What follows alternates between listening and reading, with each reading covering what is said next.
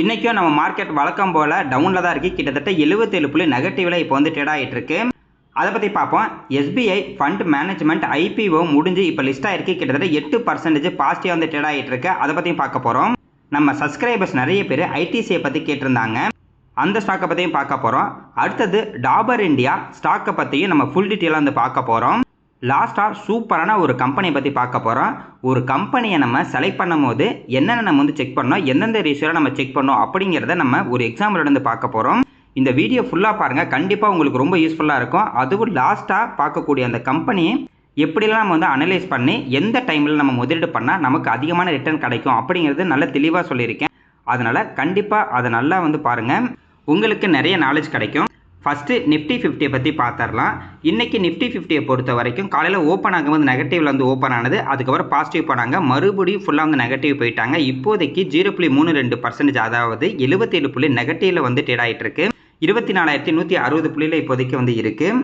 MO small 250 வந்து பார்த்தீங்கன்னா 0.22% positive, பேங்க்கு 0.04% நெகட்டிவ், எம்ஓ defence 0.22% positive, silver bees 1.99% positive. அதாவது சில்வர் கோல்டு இன்றைக்கி வந்து பாசிட்டிவாக வந்து இருக்காங்க. ஆட்டோ வந்து பார்த்தீங்கன்னா 0.51% positive, IT 0.49% negative, mid 150 0.10% positive. இன்றைக்கி கோல்டு அண்ட் வெள்ளியோட ரேட்டை பொறுத்த வரைக்கும் அதிகமாக தான் வந்து ட்ரேட் ஆகிட்டு இருக்கு. நிஃப்டி 50ல் டாப் 5 கெய்னர்ஸில் ஸ்ரீராம் ஃபைனான்ஸ் இருக்காங்க, பஜாஜ் ஃபின்சர்வ் இருக்காங்க, இண்டிகோ, ஈச்சர் மோட்டார்ஸ், அல்ட்ராடெக் சிமெண்ட் இருக்காங்க. அதேமாதிரி top 5 லூசர்ஸில் HDFC bank, Infosys, Reliance, SBI, TCS வந்து இருக்காங்க. எஸ்பிஐ ஃபண்ட் மேனேஜ்மெண்ட் ஐபிஓ வந்து பார்த்தீங்கன்னா இப்போ க்ளோஸ் ஆகி இன்றைக்கி வந்து லிஸ்ட்டாக இருக்குது. லிஸ்டிங் கெயினை பொறுத்த வரைக்கும் கிட்டத்தட்ட 8% பாசிட்டிவாக இன்றைக்கி வந்து ட்ரேட் ஆகிட்டு இருக்கு. யாரெல்லாம் அந்த ஐபிஓவுக்கு அப்ளை பண்ணி அவங்களுக்கு கிடச்சிருக்கோ அவங்க இன்றைக்கி வந்து பார்த்தீங்கன்னா ஒரு 8% பாசிட்டிவில் வந்து இருப்பாங்க. ஐபிஓ ப்ரைஸை பொறுத்த வரைக்கும் 574 ரூபாய்க்கு இவங்க வந்தாங்க. ஆனால் லிஸ்டிங் ப்ரைஸை பொறுத்த வரைக்கும் 613 ரூபாய்க்கு வந்து ட்ரேட் ஆகிட்டு இருக்கு. பிஎஸ்சியில் வந்து பார்த்தீங்கன்னா 610 ரூபாய்க்கு வந்து ட்ரேட் ஆகிட்டு இருக்கு. எப்படி பார்த்தாலும் 6% மேலே இப்போதைக்கு பாசிட்டிவாக தான் வந்து லிஸ்ட் ஆனது. ஆனால் இப்போதைக்கு ஸ்டாக் வந்து பார்த்தீங்கன்னா 8% பாசிட்டிவாக தான் வந்து ட்ரேட் ஆகிட்டு இருக்கு. இந்த மாதிரி எல்லா ஐபிஓ இந்த மாதிரி லிஸ்டிங் கெயின் கிடைக்கும் அப்படிலாம் கிடையாது. எந்த ஒரு கம்பெனி ஐபிஓ வந்தாலும் அந்த கம்பெனியோட கிரே மார்க்கெட் ப்ரீமியத்தை நம்ம போய் செக் பண்ணணும். ப்ளஸ் அந்த ஐபிஓக்கு எவ்வளோ சப்ஸ்கிரிப்ஷன் ஆகிருக்கு அப்படின்னு செக் பண்ணணும். எந்த அளவுக்கு அதிகமான சப்ஸ்கிரிப்ஷன் வந்து ஒரு கம்பெனிக்கு ஆகுதோ அந்த கம்பெனியோட அந்த ஐபிஓ ப்ரைஸ் வந்து பார்த்தீங்கன்னா ரொம்ப அதிகமாக வந்து லிஸ்ட் ஆகும். அதனால் இருக்கக்கூடிய எல்லா ஐபிஓக்கும் நம்ம வந்து அப்ளை பண்ணக்கூடாது. ஃபஸ்ட்டு நல்ல கம்பெனியாக இருக்கணும். அதுக்கு அடுத்தது அந்த பர்டிகுலர் ஐபிஓவுக்கு நிறைய சப்ஸ்கிரிப்ஷன் ஆகிருக்கு அப்படின்ற மாதிரி பாருங்கள், 100 மடங்கு 200 மடங்குலாம் ஆகும். அப்படி ஆகி இருந்துச்சுன்னா கிரே மார்க்கெட் ப்ரீமியத்தையும் போய் செக் பண்ணி பாருங்கள். அதுவும் அதிகமாக இருந்துச்சு அப்படின்னா கண்டிப்பாக லிஸ்டிங் கெயின் வந்து அதிகமாக இருக்கிறதுக்கு வந்து நிறைய வாய்ப்பு இருக்கும். இந்த டெக்னிக் தான் நிறைய பேர் வந்து யூஸ் பண்ணுவாங்க. இப்போ ஒரு கம்பெனியை பற்றி சூப்பராக வந்து லிஸ்ட் ஆக போகுது அப்படின்னு நிறைய நியூஸ் வந்துச்சுன்னா நிறைய பேர் அப்ளை பண்ணுவாங்க. அதனால் அதோட கிரே மார்க்கெட் ப்ரீமியம் அதிகமாகும், லிஸ்டிங் கெயின் வந்து அதிகமாகும். அதையும் நம்ம வந்து யூஸ் பண்ணிக்கலாம். அடுத்தது டாபர் இந்தியா. டாபர் இந்தியா வந்து பார்த்தீங்கன்னா ayurvedic and natural health care கம்பெனியாக வந்து இருக்காங்க. நம்ம இந்தியாவில் மட்டும் கிடையாது, வேர்ல்டு வைடாக நிறைய கண்ட்ரியில் இவங்க ப்ராடக்ட் வந்து சேல் பண்ணிக்கிட்டு இருக்காங்க. மார்க்கெட் பொசிஷனை பொறுத்த வரைக்கும் எஃப்எம்சிஜியில் வந்து பார்த்தீங்கன்னா இந்தியாவோட லீடிங் கம்பெனியாக இருக்காங்க. கிட்டத்தட்ட இவங்களோட ப்ராடக்ட்டு ஒரு 10 ப்ராடக்டில் 8 ப்ராடக்ட்டு ஹவுஸ் ஹோல்டு ப்ராடக்ட் வந்து பார்த்தீங்கன்னா கன்சியூமர் வந்து யூஸ் பண்ணிகிட்டு இருக்காங்க. அதாவது நம்ம வந்து இவங்களோட ப்ராடக்ட் வந்து யூஸ் பண்ணிக்கிட்டு தான் வந்து இருக்கும். இவங்களோட ரெவன்யூவை பொறுத்த வரைக்கும் டாப் 3 பிராண்ட் வந்து கிட்டத்தட்ட 1000 கோடிக்கு மேலே ரெவன்யூ கொடுத்துக்கிட்டு இருக்கு. அதுக்கு அடுத்த ஒரு 3 பிராண்ட் வந்து பார்த்தீங்கன்னா 500 கோடியும், ஒரு 16 பிராண்டு சேர்ந்து 100லேருந்து 500 கோடி ரெவன்யூ வந்து கொடுத்துக்கிட்டு இருக்கு.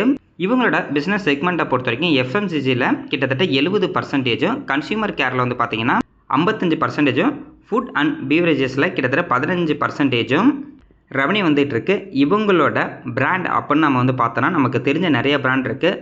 டாபர் ஹனி இவங்களோட தான், டாபர் அம்லா, அதுக்கப்புறம் பார்த்தீங்கன்னா டாபர் ரெட் பேஸ்ட்டு, இந்த மாதிரி கிட்டத்தட்ட 250க்கு மேலே ப்ராடக்ட் இவங்ககிட்ட வந்து இருக்குது. எப்படி பார்த்தாலும் இவங்களோட ப்ராடக்ட் நம்ம வந்து நிறைய பேர் வந்து யூஸ் பண்ணிட்டு தான் வந்து இருக்கோம். நம்மளே யூஸ் பண்ணிருப்போம், ஆனால் நமக்கே தெரியாது இந்த கம்பெனி அதாவது இந்த ப்ராடக்ட் வந்து டாபரோட தான் அப்படின்ற மாதிரி. இவங்க பர்சனல் ஹேர் அண்ட் ஹெல்த் கேரில் இருக்கனால இவங்களோட பிஸ்னஸ் க்ரோத்து ரொம்ப நல்லாவே இருக்குது. இப்போ நம்மளே வந்து பாருங்கள் நிறைய வந்து நேச்சுரலுக்கு வந்து மாறிக்கிட்டு இருக்கோம். நேச்சுரல் ஃபுட்டு, நேச்சுரல் ப்ராடக்டாக தான் இருந்தால் அதை நம்ம வந்து வாங்கி வந்து யூஸ் பண்ண ஆரம்பிச்சிட்டோம். அதனால் இந்த கம்பெனிக்கு நல்ல ஒரு க்ரோத்தும் வந்து ஃபியூச்சரில் வந்து இருக்குது. கரண்ட் ப்ரைஸ் 423 ரூபாய்க்கு வந்து ட்ரேட் ஆகிட்டு இருக்கு. லிஸ்ட் ஆனதுலேருந்து இப்போ வரைக்கும் 5647%, அதாவது 56 மடங்கு மேலே இந்த ஸ்டாக்கோட ப்ரைஸ் வந்து இன்க்ரீஸ் ஆகிருக்கு 2000லேருந்து இப்போ 2026 வரைக்கும். 56 மடங்கு அப்படிங்கிறது நல்ல ஒரு ரிட்டர்ன் தான். மார்க்கெட் கேப் 75,000 கோடிக்கு மேலே வந்திருக்கு. ஸ்டாக்கோட பி ரேஷியோ 39 இருக்குது. இன்ட்ரெஸ்ட் பி ரேஷியோ 41 இருக்குது. புக் வேல்யூ 64 ரூபாயில் இருக்குது. ROCE 20%, ROE 17%, ROIC 66%. ஓபிஎம் வந்து பார்க்கும்போது கிட்டத்தட்ட 18% வந்து இருக்குது. இது எல்லாமே சூப்பரான ஒரு பர்சன்டேஜாக இருக்குது. மேக்ஸிமம் நம்ம வந்து பார்த்திங்கன்னா இந்த 4% 20க்கு மேலே இருக்கக்கூடிய கம்பெனி நம்ம வந்து செலக்ட் பண்ணுவோம். இந்த 4% கிட்டத்தட்ட ஒரு 20 பக்கத்தில் தான் வந்து இருக்குது. இன்டென்சிக் வேல்யூ 131 இருக்குது. பிஜி ரேஷியோ வந்து 10.8 இருக்குது. இங்கே பிஜி ரேஷியோ அப்படிங்கிறது ரொம்ப அதிகமாக இருக்குது. ஆக்சுவலாக பிஜி ரேஷியோ 2க்கு கீழே இருந்தால் கொஞ்சம் நல்லாயிருக்கும். ஆனால் இது வந்து பார்த்தீங்கன்னா 10க்கு மேலே தான் வந்து இருக்குது. டெப்ட் equity 0.11, price to book value பார்க்கும்போது 6.50 வந்து இருக்குது. அடுத்தது இவங்களோட sales growth and profit growth வந்து பார்க்கலாம். அது CAGR வந்து பார்க்கலாம். லாஸ்ட் 10 வருஷத்தில் சேல்ஸ் growth கிட்டத்தட்ட 5% இருக்குது. ப்ராஃபிட் growth வந்து பார்த்தீங்கன்னா வெறும் 4% தான் வந்து இருக்குது. அதாவது சேல்ஸ் growth ப்ராஃபிட் growth 10%க்குள்ளே தான் இருக்குது. இதுக்கு பதிலாக 10%க்கு மேலே இருந்துச்சுன்னா ரொம்ப நல்லா இருந்திருக்கும். ப்ரைஸ் டு புக் வேல்யூ கிட்டத்தட்ட 6 பக்கத்தில் வந்து இருக்குது. கிட்டத்தட்ட ப்ரைஸ் டு புக் வேல்யூ வந்து பார்த்தீங்கன்னா ஒரு ஆவரேஜாக 6க்கு கீழே இருந்தால் ரொம்ப நல்லா இருக்குன்னு வந்து பார்த்துருப்போம். ஸ்டாக்கோட ப்ரைஸ் வந்து பார்க்கும்போது கிட்டத்தட்ட லாஸ்ட் 10 வருஷத்தில் 3%. அது 10 வருஷத்துக்கு முன்னாடி இந்த ஸ்டாக்கில் ஒருத்தர் முதலீடு பண்ணியிருந்தா கூட வருஷம் 3% தான் இந்த ஸ்டாக்கோட ப்ரைஸ் வந்து ரிட்டர்ன் வந்து கொடுத்துருக்கோம். ரொம்ப லோ பர்சன்டேஜ். ரிட்டர்ன் ஈக்விட்டி பார்த்தீங்கன்னா கிட்டத்தட்ட 21% வந்து இருக்குது. ஓவரில் அந்த பர்சன்டேஜ் வச்சு பார்க்கும்போது கம்பெனியோட growth அப்படிங்கிறது ரொம்ப கம்மியாக தான் இருக்குது. இதுக்கு பதிலாக சேல்ஸ் growth ப்ராஃபிட் growth வந்து பார்த்தீங்கன்னா 20%க்கு மேலே இருந்துச்சுன்னா கண்டிப்பாக ஸ்டாக்கோட ப்ரைஸ் வந்து பார்த்தீங்கன்னா அதுக்கு ஏற்ற மாதிரி இன்க்ரீஸ் ஆகிருக்கும். சிம்பிளாக சொல்கிறேன், ஒரு கம்பெனியோட ப்ராஃபிட் எந்த அளவுக்கு வந்து அதிகமாகுதோ அந்த அளவுக்கு அந்த கம்பெனி ஸ்டாக்கோட ப்ரைஸ் வந்து பார்த்தீங்கன்னா அதிகமாகும். இந்த கம்பெனியை பொறுத்த வரைக்கும் பிஸ்னஸ் வந்து பார்த்தீங்கன்னா சூப்பரான ஒரு பிஸ்னஸ். கண்டிப்பாக அந்த ப்ராடக்ட் நம்ம வந்து கடைசி வரைக்கும் யூஸ் பண்ணிட்டு தான் இருக்க போகிறோம். ஆனால் இருந்தாலும் இவங்களோட சேல்ஸ் growth ப்ராஃபிட் growth ரொம்ப கம்மியாக இருக்கனால ஸ்டாக்கோட ரிட்டர்ன் வந்து பார்த்தீங்கன்னா அதுக்கு ஏற்ற மாதிரி தான் வந்து இருக்கும். அடுத்தது இவங்களோட ப்ராஃபிட் அண்ட் லாஸ் ஸ்டேட்மெண்ட் வந்து பார்க்கலாம். மார்ச் 2015 சேல்ஸ் 7,795 கோடி, நெட் ப்ராஃபிட் வந்து பாருங்கள் 1,068 கோடி வந்து கொடுத்துருக்காங்க. அதுக்கப்புறம் மார்ச் 2026 சேல்ஸ் 13,193 கோடி வந்து கொடுத்துருக்காங்க. நெட் ப்ராஃபிட் வந்து பாருங்கள் 1,869 கோடி வந்து கொடுத்துருக்காங்க. லாஸ்ட் ஒரு 10 வருஷத்தை நம்ம எடுத்து பார்த்தா கூட அவங்க நெட் ப்ராஃபிட் வந்து டபுளாக கூட ஆகலை. அப்போ ஸ்டாக்கோட ப்ரைஸ் வந்து பார்த்தீங்கன்னா அதுக்கு ஏற்ற மாதிரி தான் வந்து இன்க்ரீஸ் வந்து ஆயிருக்கும். எப்படி பார்த்தாலும் 1,800 கோடி லாபம் அப்படிங்கிறது நல்ல ஒரு லாபம் தான். இருந்தாலும் இவங்களோட growth அப்படிங்கிறது ரொம்ப கம்மியாக தான் வந்து இருக்குது. அடுத்தது இவங்களோட ஷேர் ஹோல்டிங் பேட்டர்ன் வந்து பார்க்கலாம். ப்ரொமோட்டர்கிட்ட 56.24% வந்து ஷேர் ஹோல்டிங் இருக்குது. எஃப்ஐட் வந்து பாருங்கள் 9.66%, டிஐட் வந்து பார்த்தீங்கன்னா 18.60%, கவர்மெண்ட்டு 0.12%, ரீட்டைல் பீப்புள்கிட்ட 5.37% மட்டும்தான் ஷேர் ஹோல்டிங் வந்து இருக்குது. அதாவது இது வந்து எஃப்ஐடி வந்து ரொம்ப அதிகமாகவே இருக்காங்க. ரீட்டைல் பீப்புள்கிட்ட வந்து பார்த்தீங்கன்னா வெறும் 5% தான் ஷேர் ஹோல்டிங் வந்து இருக்குது. அடுத்தது இந்த கம்பெனியோட பெரிய பாசிட்டிவ் ஒன்று வந்து பார்க்கலாம். இந்த கம்பெனியோட பி ரேஷியோ, அதாவது ஹிஸ்ட்ரி பி ரேஷியோ வச்சு பார்க்கும்போது இப்போ கரண்ட்டாக இருக்கக்கூடிய இந்த பி ரேஷியோ அப்படிங்கிறது ரொம்ப லோ பி ரேஷியோவில் வந்து ட்ரேட் ஆகிட்டு இருக்கு. அதிகபட்சம் வந்து பார்த்தீங்கன்னா ஒரு 60-65 பி ரேஷியோக்கு மேலாம் வந்து இருந்திருக்கு. இப்போ வந்து பார்த்தீங்கன்னா வெறும் 40 பி ரேஷியோ பக்கத்தில் வந்து ட்ரேட் ஆகிட்டு இருக்கு. பிஇ ரேஷியோ வச்சு ஒரு சில பேர் வந்து பார்த்தீங்கன்னா முதலீடு பண்ணுவாங்க. எப்போல்லாம் அந்த கம்பெனியோட ஹிஸ்ட்ரி பிஇ ரேஷியோ ஹைக்கு போகும்போது வந்து பார்த்தீங்கன்னா அது வந்து ஒரு ப்ராஃபிட் புக்கிங்காக வந்து எடுத்துக்குவாங்க. லோ பிஇ ரேஷியோ வரும்போது அது வந்து பார்த்தீங்கன்னா வாங்குறதுக்கான ஒரு ஆப்ஷன்ட்டே வந்து பார்ப்பாங்க. இப்போ இந்த கம்பெனியை பொறுத்த வரைக்கும் இந்த கம்பெனியோட ஆவரேஜ் பிஇ ரேஷியோ அப்படிங்கிறது ஒரு 54 பக்கத்தில் இருக்குது. இப்போதைக்கு ஸ்டாக்கோட பிஇ ரேஷியோ 40 இருக்கனால இது வந்து ஒரு ஆப்ஷன்ட்டே வந்து பார்ப்பாங்க. யாராவது ஹையில் வாங்கியிருந்தா கூட இது ஒரு நம்ம வந்து ஒரு ஆப்ஷன்ட்டே வந்து பார்க்கலாம். அடுத்தது இவங்களோட டிவிடெண்டை பற்றி பார்த்தலாம். டிவிடெண்டை பொறுத்த வரைக்கும் வருஷத்துக்கு 2 தடவை வந்து டிவிடெண்ட் வந்து கொடுத்துட்ருக்காங்க. ஜூலை மாதம், நவம்பர் மாதம். இந்த 2026 ஜூலை மாதம் ஒரு ஷேருக்கு ₹5.50 டிவிடெண்ட் வந்து கொடுத்துட்டாங்க. அடுத்த டிவிடெண்ட்டை நவம்பர் மாதம் வரதுக்கு நிறைய வாய்ப்பு இருக்குது. போனஸை பொறுத்த வரைக்கும் 1993 இருந்து 4 தடவை வந்து பார்த்தீங்கன்னா போனஸ் வந்து கொடுத்துருக்காங்க. லாஸ்ட்டாக போனஸ் கொடுத்தது 2010 1:1 அப்படின்ற மாதிரி கொடுத்துருக்காங்க. ஸ்பிளிட்டை பொறுத்த வரைக்கும் 2000 வந்து பார்த்தீங்கன்னா ₹10 இருக்க ஃபேஸ்லேருந்து ₹1 வந்து மாற்றிருக்காங்க. எப்படி பார்த்தாலும் இந்த கம்பெனி வந்து பார்த்தீங்கன்னா சூப்பரான கம்பெனி, நல்ல ஒரு பிஸ்னஸில் இருக்காங்க. இருந்தாலும் இவங்களோட சேல்ஸ் growth ப்ராஃபிட் growth வந்து கம்மியாக இருக்கனால ஸ்டாக்கோட ரிட்டர்ன் வந்து அப்படி தான் வந்து இருக்குது. அது கம்மியாக தான் வந்து இருக்குது. அடுத்தது ஐடிசியை பற்றி பார்த்தலாம். ஐடிசி லிமிடெட் கரண்ட் பிரைஸ் ₹280 வந்து ட்ரேட் ஆகிட்டு இருக்கு. ஐடிசி கம்பெனியை பற்றி தெரியாதவங்களே இருக்க மாட்டாங்க. ஏன்னா சூப்பரான கம்பெனி, வேறு லெவல் கம்பெனி அப்படின்ற மாதிரி தான் ஐடிசியில் நிறைய பேர் வந்து முதலீடு வந்து பண்ணியிருப்பாங்க. ஆனால் அவங்க முதலீடு பண்ண நேரமாக என்னன்னு தெரியல. லாஸ்ட்டு ஒரு 3 வருஷமாக வந்து பார்க்கும்போது நெகட்டிவ் ரிட்டர்ன் தான் ஐடிசி வந்து கொடுத்துக்கிட்டு இருக்கு. என்ன தான் ஒரு சூப்பரான ஒரு கம்பெனியாக இருந்தாலும் அந்த கம்பெனியை ஒரு 5 வருஷம் 10 வருஷத்துக்கு கீழே இருக்கும் அப்படிங்கிறது வந்து இப்போ நிறைய இன்வெஸ்டருக்கு வந்து தெரிஞ்சிருக்கும். அது புதுசாக முதலீடு பண்ணுறவங்களுக்கு அது வந்து தெரிஞ்சிருக்கும். இந்த ஐடிசியில் எப்போ நிறைய பேர் மாட்டினாங்க அப்படின்னா நிறைய பேர் வாங்கிட்டாங்க. இதை டேபிள் மேட் வாங்குற மாதிரி பக்கத்து வீட்டில் இருக்குது, கீழ் வீட்டில் இருக்குது, மேல் வீட்டில் இருக்குது, உங்கள் வீட்டில் இருக்கா அப்படின்ற மாதிரி ஃபஸ்ட்டு ஸ்டாக் மார்க்கெட்டு புதுசாக வரவங்க எல்லாருமே ஐடிசி நான் வாங்கிட்டேன், என் ஃப்ரெண்டு வாங்கிட்டான், எனக்கு தெரிஞ்சவங்க வாங்கிட்டாங்க, எல்லாரும் வாங்கிட்டாங்க, நீ மட்டும் வாங்காமல் இருக்க அப்படின்ற மாதிரி சொல்லி ஐடிசியை நிறைய பேர் வந்து வாங்க வச்சுருக்காங்க. அங்கே தான் பிரச்சனை வந்து ஸ்டார்ட் ஆனுச்சு. என்னதான் ஒரு சூப்பரான கம்பெனியாக இருந்தாலும் அதோட குரோத்துக்கு ஈக்குவலாக ஸ்டாக்கோட ப்ரைஸ் இருக்கா அப்படின்னு வந்து ஃபஸ்ட் வந்து செக் பண்ணணும். ஸ்டாக்கோட ப்ரைஸு குரோத்துக்கு ஏற்ற மாதிரி இல்லாமல் ரொம்ப அதிகமாக இருந்துச்சு அப்படின்னா கண்டிப்பாக அந்த ஸ்டாக்கோட ப்ரைஸ் கீழே வரும். அதே மாதிரி குரோத் வந்து ரொம்ப அதிகமாக இருந்து ஸ்டாக்கோட ப்ரைஸும் அதிகமாக இருந்துச்சுன்னா அது வந்து பிரச்சனை கிடையாது. அதை தான் இந்த ரேஷியோ வச்சு நம்ம வந்து தெரிஞ்சுக்கிறோம். ஃபஸ்ட்டு ஐடிசியை பற்றி நம்ம எல்லாத்துக்கும் தெரியுங்க. அதனால் சிம்பிளாக வந்து பார்த்துட்டு போயிடலாம். ஐடிசியை பொறுத்த வரைக்கும் டொபாக்கோ பிஸ்னஸில் வந்து இருக்காங்க, சிகரெட் பிஸ்னஸில் இருக்காங்க.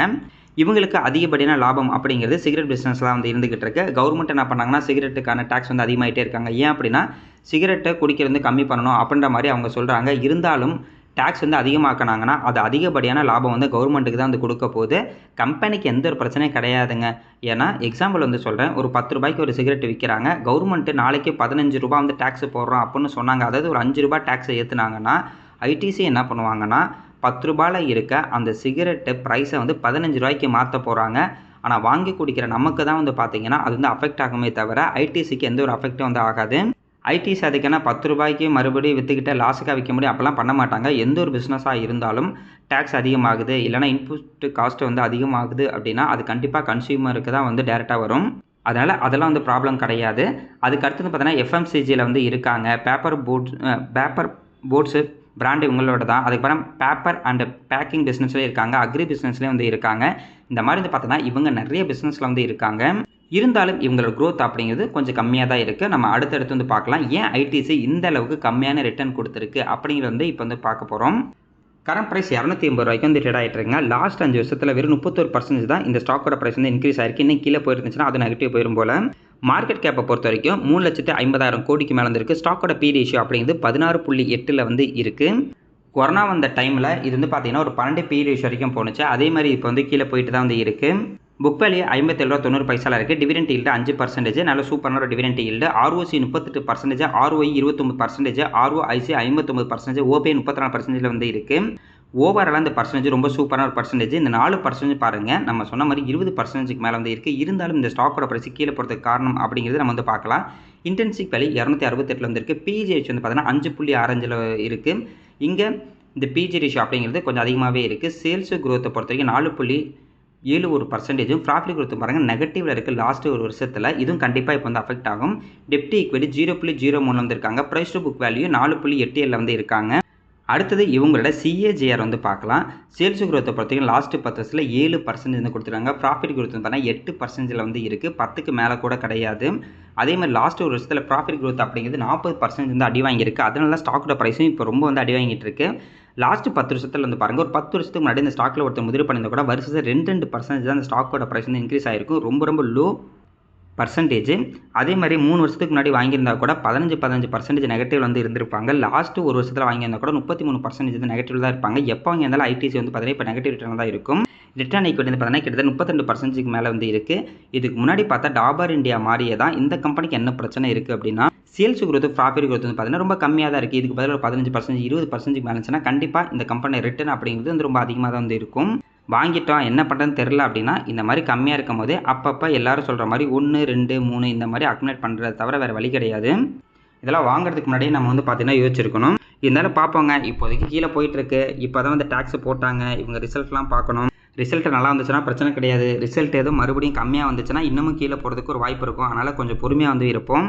ஏன்னா புதுசாக நான் இப்போ தான் வாங்க போகிறேன் அப்படின்ற மாதிரி ஏதாவது நம்ம யோசித்தோம் அப்படின்னா இந்த growth உங்களுக்கு ஓகேவா அப்படின்ற மாதிரி பாருங்கள். மறுபடியும் ஒரு 300 வளர்ந்து ஒரு 500 ரூபா போனுச்சுன்னா பாருங்கள், மறுபடியும் ஒரு வருஷத்தில் 33% ரிட்டர்ன் கொடுத்துருக்கு அப்படின்ற மாதிரி இதுக்கு முன்னாடி இந்த அதே ப்ரைஸுக்கு போனாலும் நம்மளுக்கு வந்து தோணும். இருந்தாலும் ஒரு ரொம்ப லாங் டேர்மில் வந்து பார்க்கும்போது இந்த growth உங்களுக்கு போதுமா, வெறும் எனக்கு 10% ரிட்டர்ன் கிடைச்சா போதும் அப்படிங்கிறவங்களுக்கு கோல்டே அதே ரிட்டர்ன் வந்து கொடுக்கும். இண்டெக்ஸ் ஃபண்டு இதை விட அதிகமாகவே இந்த ரிட்டர்ன் வந்து கொடுத்துட்டு இருக்கும். அதையும் வந்து ஒரு தடவை நீங்களே வந்து யோசிச்சு பாருங்கள். அடுத்தது Cholamandalam investment and finance company limited. இந்த ஸ்டாக்கை பற்றி பார்த்தலாம். இந்த ஸ்டாக்கை பற்றி நம்ம சப்ஸ்கிரைபர்ஸ் இப்போ தொடர்ந்து பார்த்தாங்கன்னா அவங்களுக்கு ரொம்ப நல்லா தெரியும். இதை ஒரு எக்ஸாம்பிளாக எடுத்து இப்போ வந்து நான் சொல்ல போகிறேன். என்னோட ஃபேவரட்டான ஒரு கம்பெனி அப்புறம் மாதிரி வச்சுக்கலாம். கரண்ட் ப்ரைஸ் 1762 ரூபாய்க்கு வந்து ட்ரேட் ஆகிட்டு இருக்கு. இவங்க பிஸ்னஸை பொறுத்த வரைக்கும் ஃபைனான்ஸ் வந்து இருக்காங்க. ஃபைனான்ஸ் வந்து பார்த்தீங்கன்னா எப்பயுமே இருந்துக்கிட்டே இருக்குங்க. நமக்கு முன்னாடி காலத்தில் இருந்தே இந்த ஃபைனான்ஸ் தொழில் வந்து இருந்துக்கிட்டு தான் வந்து இருக்குது. இதுக்கப்புறமும் கண்டிப்பாக இருந்துட்டு தான் வந்து இருக்கும். அதனால் இந்த பிஸ்னஸ் வந்து கடைசி வரைக்கும் இருக்கும் அப்படின்னு நம்மளுக்கு தெரிஞ்சிருச்சு. கரண்ட் ப்ரைஸ் 1762 ரூபாய்க்கு வந்து ட்ரேட் ஆகிட்டு இருக்கு. லாஸ்ட் 5 வருஷத்தில் வந்து பாருங்கள் 253% இந்த ஸ்டாக் வந்து ரிட்டர்ன் வந்து கொடுத்துருக்கு. மார்க்கெட் கேப் 1,50,000 கோடிக்கு மேலே இருக்குது. ஸ்டாக்கோட பிஇ ரேஷியோ அப்படிங்கிறது 28 இருக்குது. இன்ட்ரெஸ்ட் பி ரேஷியோ 21 வந்து இருக்குது. Book value 357, dividend yield 0.11%.